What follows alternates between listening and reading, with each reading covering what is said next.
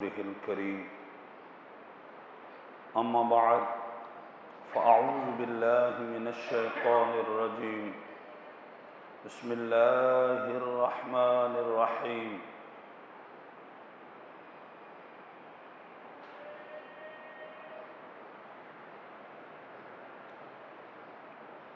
تبارك الذي بيده الملك وهو على كل شيء قدير الذي خلق الموت والحياة ليبلوكم أيكم أحسن عملا وهو العزيز الغفور صدق الله العلي العظيم وبلغنا رسوله النبي الكريم الأمين الرؤوف الرحيم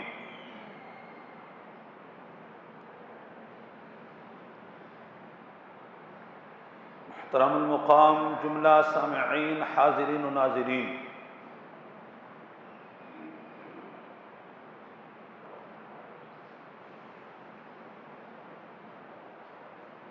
سورہ ملک 29واں پارہ دوسری آیت مقدسہ تلاوت کی گئی۔ اللہ تبارک و تعالی عز و جل نے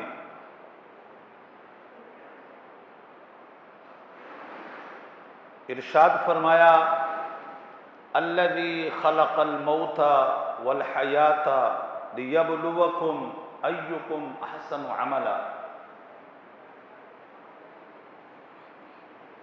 اللہ تبارک و تعالی عز و جل نے جس طرح ہم انسانوں کو عبث نہیں بنایا بلکہ کائنات کی کسی شے کو بھی عبث نہیں بنایا، کسی چیز کو بھی اللہ نے فضول نہیں بنایا، نکما نہیں بنایا۔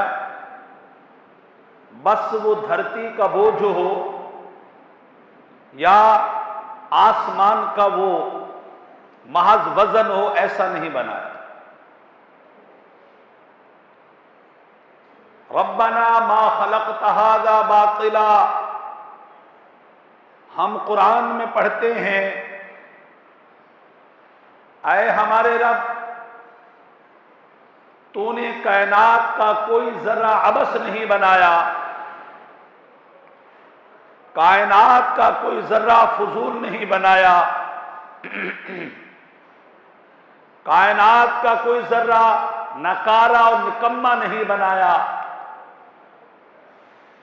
اللہ تبارک و تعالی عز و جل نے زمین بنائی، زمین پر اللہ تبارک و تعالی نے نباتات اگائے، زمین بنائی، زمین پر اللہ تبارک و تعالی نے دریاؤں کا سلسلہ شروع کیا، زمین بنائی، زمین پر اللہ نے پہاڑوں کا سلسلہ شروع کیا، زمین بنائی، اللہ تبارک و تعالی نے اس پر جو ہے ایک سمندری اور پانی کا جو ہے وہ سلسلہ شروع کیا۔ اللہ تبارک و تعالی نے زمین کا کچھ حصہ خشک رکھا اور کچھ حصے پر پانی کے دریا بہائے، سمندر بہائے۔ تو قرآن کہتا ہے اگرچہ تمہاری سمجھ میں نہ آئے یہ پہاڑ کس لیے زمین پر اتارے گئے اور یہ دریاؤں کا سلسلہ کیوں شروع کیا گیا اور یہ سمندروں کی موجوں کا سلسلہ کیوں شروع کیا گیا، قرآن کہتا ہے ربنا ما خلقت ھذا باطلا، اے اللہ ہم تیری قدرت کو مانتے ہیں، تیری تخلیق کے شاہکار کو مانتے ہیں اور تیرے قادر ہونے کو مانتے ہیں، تیرے حکیم ہونے کو مانتے ہیں، تیرے مدبر ہونے کو مانتے ہیں۔ ہر شے اللہ نے جو بنائی ہے پرفیکٹ بنائی ہے، اللہ نے جو ہر شے بنائی ہے وہ درست بنائی ہے، جس جگہ کو جہاں پر رکھا ہے وہ ٹھیک رکھا ہے۔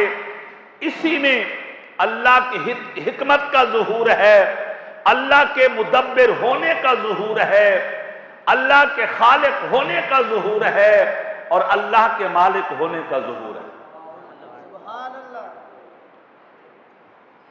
پھر جب انسان اپنے آپ کو دیکھتا ہے تو پھر غور فکر کرتا ہے، یار یہ کون سا طریقہ ہے کہ بندہ جو ہے وہ پیدا ہو جاتا ہے، پیدا ہونے کے بعد وہ 3 مرحلے کراس کرتا ہے، بچپنا ہے، یہ بھی ایک ایج ہے، عمر ہے، اس کے بعد شباب اور جوانی ہے، یہ بھی ایک ایج اور عمر ہے، اور اس کے بعد بڑھاپا ہے، اور پھر یہ بڑا خوبصورت شخص جو ہے، وجیح اور حسین شخص جو ہے، جو جب دھرتی پر چلتا تھا، لوگوں میں چلتا تھا، لوگ نظریں اٹھا اٹھا کر کے دیکھتے تھے کہ یار کیسا حسین و جمیل جا رہا ہے۔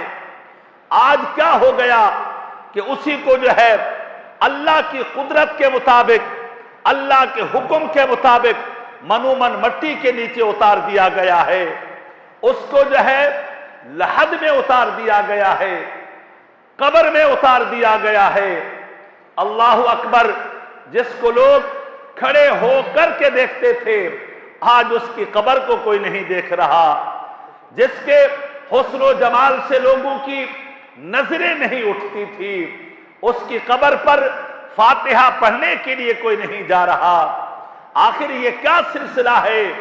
اللہ نے قرآن مجید فرقان حمید میں ارشاد فرمایا، الذی خلق الموت والحیات لیبلوکم ایکم احسن عملا۔ لوگوں، ہم نے موت و حیات کو بھی عبث پیدا نہیں کیا، ہم نے حیات اور زیست کا سلسلہ بھی عبث پیدا نہیں کیا، ہم نے زندگی کو بھی ودیعت فرمایا ہے، اور موت کو بھی ہم نے تخلیق فرمایا ہے۔ کیوں؟ ایکم احسن عملا، ہم دیکھنا چاہتے ہیں زندگی پا کر کے، حیات پا کر کے، یہ زندگی کی رونقیں پا کر کے تم میں سے اچھے عمل کون کرتا ہے، خیر عمل کون کرتا ہے۔ دوستو، پتہ یہ چلا کہ ہمیں زندگی کھانے پینے کے لیے نہیں دی گئی، ہمیں زندگی محض چلنے پھرنے کے لیے نہیں دی گئی، ہمیں زندگی محض سیر سپاٹے کے لیے نہیں دی گئی، ہمیں زندگی محض عیش و عشرت کے لیے نہیں دی گئی، بلکہ اس لیے دی گئی ہے کہ ہم نے جب خدا کی بارگاہ میں جائیں تو اللہ کو بتا سکیں، اے ہمارے رب، تو نے ہمیں زندگی دی تھی، اور 4 دن کی زندگی دی تھی، اور کائنات کی رونقیں بخشی تھی، اس میں ہم نے اپنی زندگی کو گناہ آلودہ نہیں کیا ہے، ہم نے اپنے شب روز کو گناہوں میں مبتلا نہیں کیا ہے، ہم نے اپنے لیل و نہار کو تیری فرمانی میں، تیری نافرمانی میں نہیں گزارا، ہم نے اپنے ڈے اینڈ نائٹ کو جو ہے رسول اللہ کی نافرمانی میں نہیں گزارا، بلکہ ہر پل جو ہے وہ گزارا ہے جس میں تو راضی ہو جائے اور تیرا حبیب راضی ہو جائے۔ پوچھا جائے گا، خلق الموت والحیات لیبلوکم ایکم احسن عملا۔ اللہ اکبر، اللہ تبارک و تعالی نے موت کو پیدا کیا۔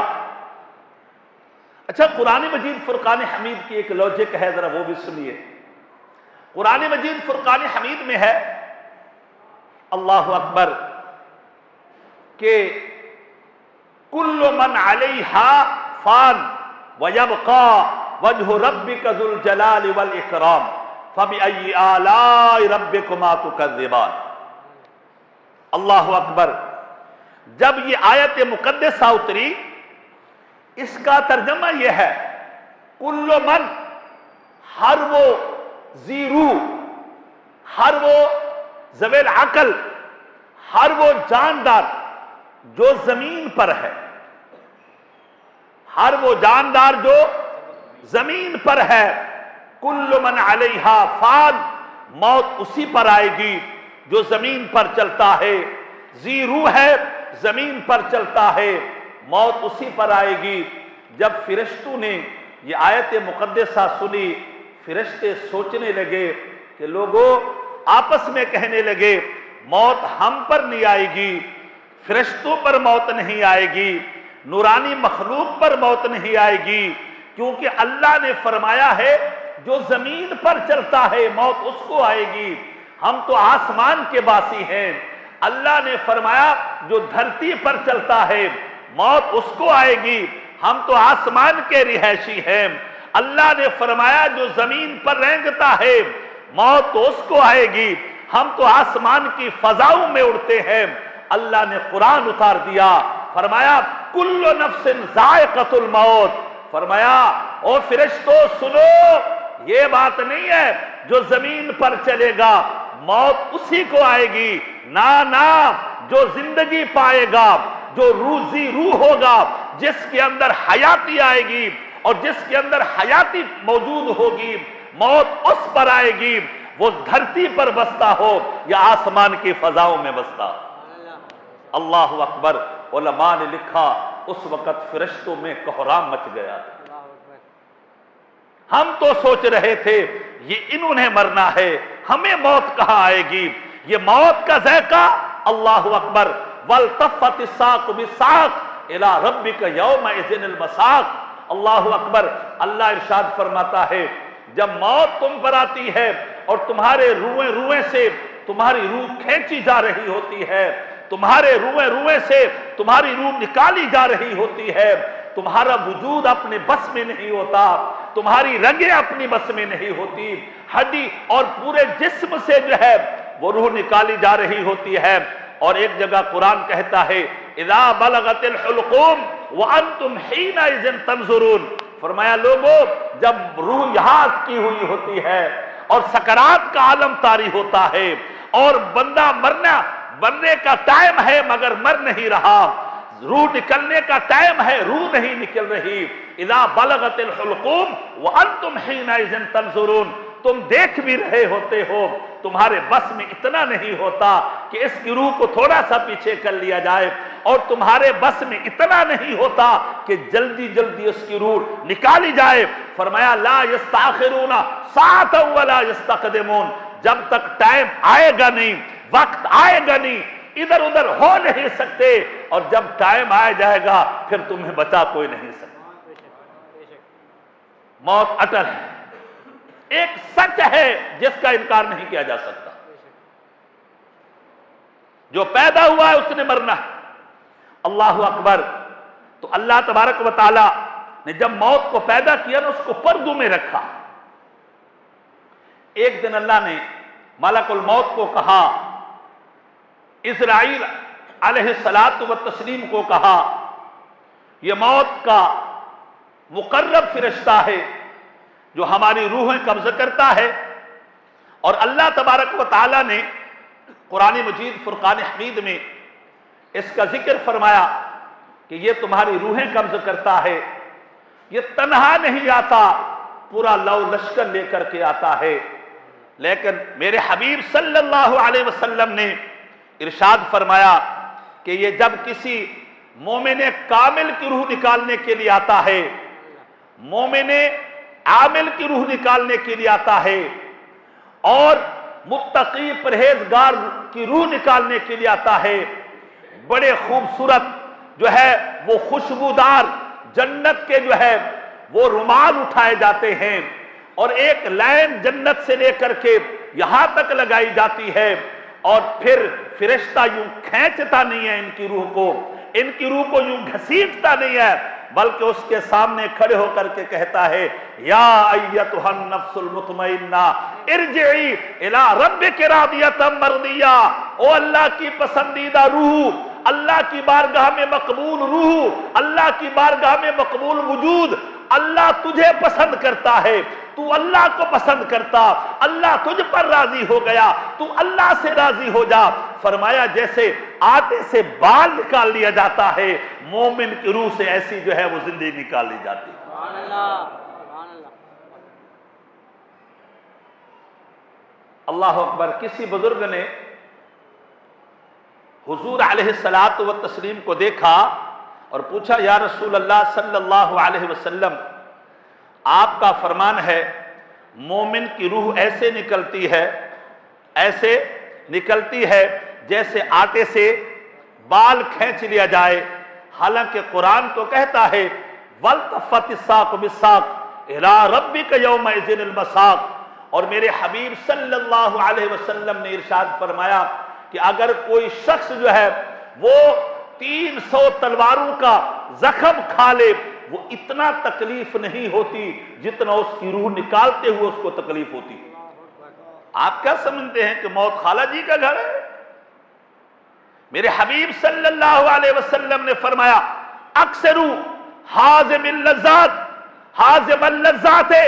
فرمایا لوگو جو تمہاری لذتوں کو توڑ دے اس کو کثرت سے یاد کرو، جو تمہاری خواہشوں کو توڑ دے اس کو کثرت سے یاد کرو، جو تمہاری نفسانی خواہشات کو جو ہے وہ ملیا میٹ کر دے اس کو کثرت سے یاد کرو، اور جو تمہارے جو ہے وہ گناہ آلودہ زندگی کو توڑ دے اس کو کثرت سے یاد کرو۔ صحابہ نے پوچھا یا رسول اللہ وہ کیا شے ہے جو ہماری لذتوں کو توڑ دیتی ہے، ہماری راحتوں کو توڑ دیتی ہے، ہمیں بے چین کر دیتی ہے؟ میرے حبیب نے فرمایا الموت، فرمایا جب بندہ موت یاد کرتا ہے ساری لذتیں بھول جاتا ہے، جب موت یاد کرتا ہے ساری راحتیں بھول جاتا ہے، جب وہ موت یاد کرتا ہے تو پھر سارے سکون بھول جاتا ہے۔ اللہ اکبر۔ حبیب صلی اللہ تعالی علیہ وسلم کے ان ارشادات کی روشنی میں مجھے بتاؤ تو صحیح، موت کوئی خالہ جی کا گھر تھوڑی ہے میرے بھائی۔ اللہ اکبر، اللہ اکبر، اللہ اکبر، اللہ اکبر۔ حضرت عائشہ صدیقہ رضی اللہ تعالی عنہ فرماتی ہیں جب حضور صلی اللہ علیہ وسلم قریب المرگ تھے، میرے حبیب صلی اللہ علیہ وسلم بار بار پانی مانگ رہے تھے۔ حبیب صلی اللہ علیہ وسلم کثرت کے ساتھ جو ہے اللہ کے حبیب صلی اللہ علیہ وسلم جو ہے اس شدت کو محسوس کر رہے تھے۔ اللہ اکبر۔ اس کے بعد صحابہ کہتے ہیں ہم نے پہلے فیصلہ یہ تھا ہمارا جو اللہ کے محبوب ہیں ان کے اوپر موت کی سختی نہیں ہوتی، جو اللہ کے پیارے ہیں ان کے اوپر موت کی سختی نہیں ہوتی۔ جب ہم نے اپنے محبوب کو جاتے ہوئے دیکھا، اپنے آقا کو ان مرحلوں سے گزرتے ہوئے دیکھا، پھر ہم یہ مان گئے یہ اللہ کے فیصلے ہیں، وہ جس کے لیے چاہے موت آسان کر دے اور جس کے لیے چاہے وہ سکرات کا عالم طاری کر دے۔ مرنا ہے میرے بھائی، یہ ایک یقین ہے اور یقینی بات ہے جس کے اندر جو ہے کوئی شک نہیں ہے، کوئی شبہ نہیں ہے۔ اللہ اکبر۔ اللہ تبارک و تعالی نے موت کو جو ہے ایک جگہ بند کیے ہوئے تھا۔ اللہ نے ملک الموت کو اسرائیل علیہ السلام کو بلایا، فرمایا اسرائیل یہ ایک ڈپارٹمنٹ ہے، ایک شعبہ ہے، ایک شعبہ ہے اور ہے موت، ہم نے جو ان کو امانت دے رکھی ہے، یہ اللہ کی طرف سے امانت ہے زندگی، ہم نے جو ان کو امانت دے رکھی ہے یہ امانت میں خیانت تو نہیں کر رہے۔ ہم تو سمجھتے ہیں، میں اگر آپ سے پوچھ لوں آپ نے کبھی خیانت کی ہے؟ آپ نے بولنا نہیں علامہ صاحب کیا بات کرتے ہیں، ہمارے جیسا امام التقیٰ والنقیٰ تو کوئی ہے ہی نہیں یار، آپ کیا بات کرتے ہیں یار، میں اور خیانت کروں، میں اور غبن کروں، میں اور کسی کا حق کھا جاؤں؟ اللہ نے زندگی دی ہے اور پھر ہمارا وجود بخشا ہے، ہمارے اوپر ان ہاتھوں کا بھی حق ہے، ہمارے اوپر ان آنکھوں کا بھی حق ہے، ہمارے وجود میں 360 اعضاء ہے، ہر عضو کا حق ہے۔ مجھے بتاؤ کیا ہمارا وجود کہیں گناہ میں تو نہیں گھرا ہوا؟ ہماری آنکھیں کہیں گناہ میں تو مبتلا نہیں ہے؟ ہمارے ہاتھ کہیں گناہ میں تو مبتلا نہیں ہے؟ ہمارا پورا وجود اللہ کی نافرمانی میں تو مبتلا نہیں ہے؟ سب سے بڑے خائن ہم اللہ کے حقوق کے ہیں، سب سے بڑے خائن ہم اللہ کی امانت کے ہیں۔ اللہ نے مجھے مولوی سراج کو وجود دیا تھا، امین بنایا تھا کہ اپنے ہاتھوں کی بھی حفاظت کرنی ہے، اپنی آنکھوں کی بھی حفاظت کرنی ہے، اپنے روئے کی حفاظت کرنی ہے، اپنی زبان کی بھی حفاظت کرنی ہے، اپنے وجود کے ایک ایک حصے کی حفاظت کرنی ہے۔ اگر ہم سے حفاظت نہیں ہو رہی اور خیانت ہو رہی ہے، چھوڑو یار، کہاں کہ ہم امام التقیٰ والنقیٰ، ہم جب اللہ کے حقوق ادا نہیں کر رہے، اللہ کی امانت کے خائن ہیں، اللہ کے دیے ہوئے رزق کے خائن ہیں، اللہ کی دی ہوئی نعمتوں کے خائن ہیں، کون سے امام التقیٰ والنقیٰ ہیں؟ اب اللہ اکبر۔ کہتے ہیں کہ جب موت کو اللہ نے پیدا کیا نا، اللہ اکبر، ملک الموت کو اللہ نے فرمایا یہ ڈپارٹمنٹ سنبھالنا ہے، اللہ اکبر۔ فرشتوں نے جب موت کو دیکھا، فرشتے کئی ہزار سال بے ہوش پڑے۔ ہم تو روزانہ دیکھتے ہیں، آپ سے پوچھا جائے یا مجھ سے پوچھا جائے کہ یار آپ نے تیاری نہیں کی، بلکہ جب قبر میں بندہ جائے گا نا، قبر میں تو فرشتے پوچھیں گے یار تمہیں کوئی ڈرانے والا نہیں آیا تھا، تمہیں کوئی بتانے والا نہیں آیا تھا، تبلیغ کرنے والا نہیں آیا تھا، ہیں؟ فرشتے یہی پوچھیں گے، فرشتے یہ نہیں پوچھیں گے یار تو کام کیا کرتا تھا، فرشتے یہ نہیں پوچھیں گے، وہ یہی پوچھیں گے تمہیں کوئی ڈرانے والا نہیں آیا تھا، تمہارے پاس کوئی مبلغ نہیں آیا تھا، تمہارے پاس کوئی معلم نہیں آیا تھا، تمہارے پاس کوئی بتانے والا نہیں آیا تھا۔ یہ بات یاد رکھیے گا۔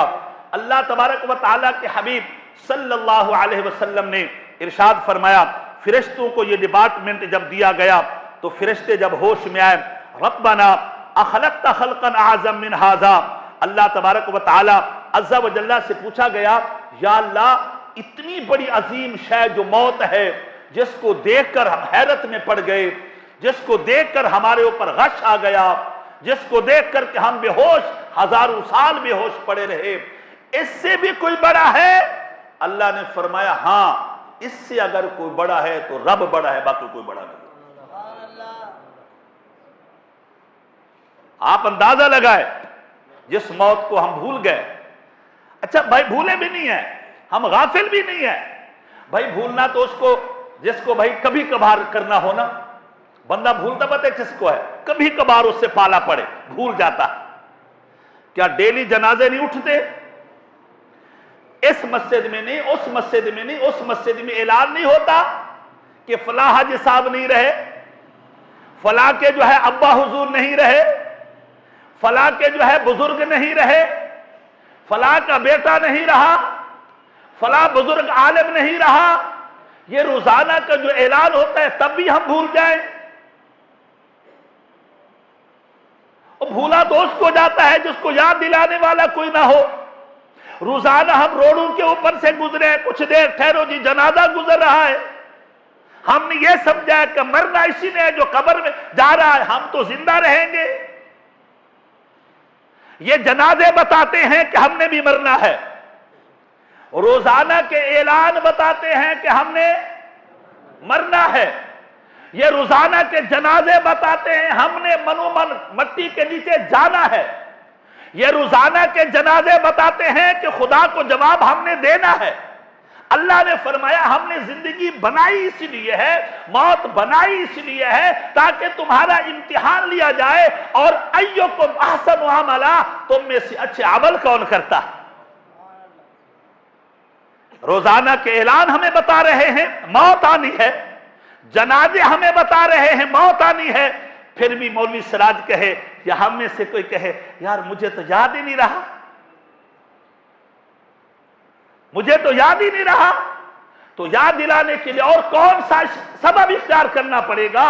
اللہ نے ایک موت کے ایسے اسباب بنائے ہیں جو ہر وقت بندے کو یاد دلانے کے لیے کافی ہے۔ اللہ اکبر۔ تو میں بتا رہا تھا، چلے میں آپ کو ایک حکایت سناتا ہوں، بات میں ختم کرتا ہوں، باقی اگلے جمعے انشاءاللہ زندگی رہی تو میں بتاتا ہوں۔ یہ مرنا ہے ہم نے، جانوروں نے بھی مرنا ہے، لیکن جانوروں کو ایک بات کا پتہ ہے کہ مرنے کے بعد ہمارا حساب نہیں ہے۔ اچھا آپ کیا سمجھتے ہیں مرنے کے بعد ہمارا حساب نہیں ہے؟ بولے بولے یار، بول دے کوئی بات نہیں، اللہ کو حساب دینا ہے۔ مرنے کے بعد ہمارا حساب ہے، اچھا جانور جو ہے جن کو پتا ہے کہ مر جانا ہے حساب نہیں ہوگا، ہاں بخاری کی حدیث ہے حضور علیہ الصلوۃ والتسلیم نے فرمایا ظلم ایک ایسی شے ہے، ظلم ایک ایسی شے ہے، طاقتور کا کمزور پر جبر کرنا ایک ایسی شے ہے، سینگ والے کا بے سینگ پر ظلم کرنا ایک ایسی شے ہے، پاور والے کا غریب اور کمزور کے اوپر ظلم کرنا ایک ایسی شے ہے۔ فرمایا اگر کوئی جانور سینگ والا ہے اور اس نے بے سینگ جانور کو مارا، کمزور جانور ہے اور اس کو طاقتور جانور نے اس کمزور جانور کو مارا، قیامت کے دن اللہ اس ظلم کا بدلہ ضرور لے گا۔ سوچو سوچو یار، یہ بات یاد رکھیے گا، ہم بیویوں پر ظلم کرتے ہیں، ہم یہ سمجھتے ہیں یہ ہمارا کوئی ذاتی پراپرٹی ہے۔ حبیب علیہ الصلوۃ والتسلیم نے جب آخری خطبہ دیا تھا، آپ نے فرمایا تھا لوگوں میں تمہارے پاس اللہ کی باندیاں چھوڑ کر کے جا رہا ہوں، اللہ کی بندیاں چھوڑ کر کے جا رہا ہوں۔ فرمایا جس طرح تم کسی اور پر ظلم کرو گے تم سے پوچھا جائے گا، یہ تم بیویوں پر ظلم کرتے ہو اس کے بارے میں بھی پوچھا جائے گا۔ ہم یہ سمجھتے ہیں بیوی پاؤں کی جناب والا چپل ہے۔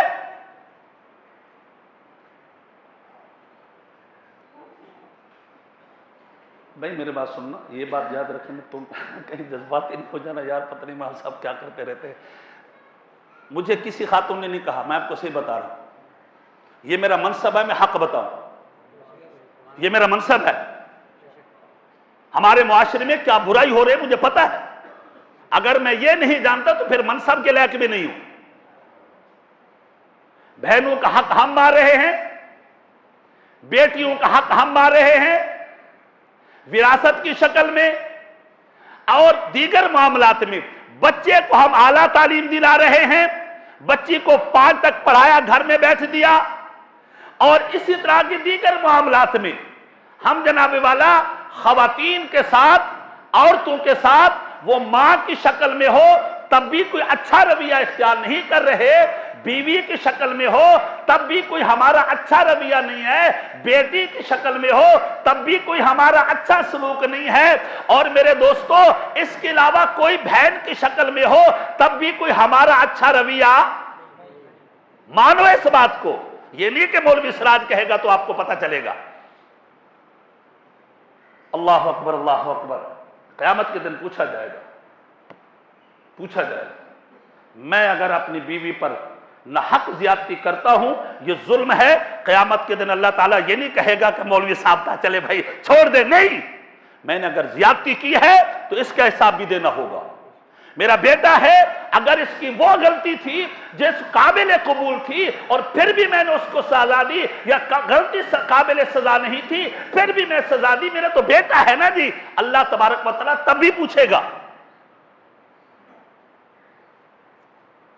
اللہ تعالیٰ ہمارے درس کو قبول فرمائے۔ السلام علیکم ورحمۃ اللہ وبرکاتہ۔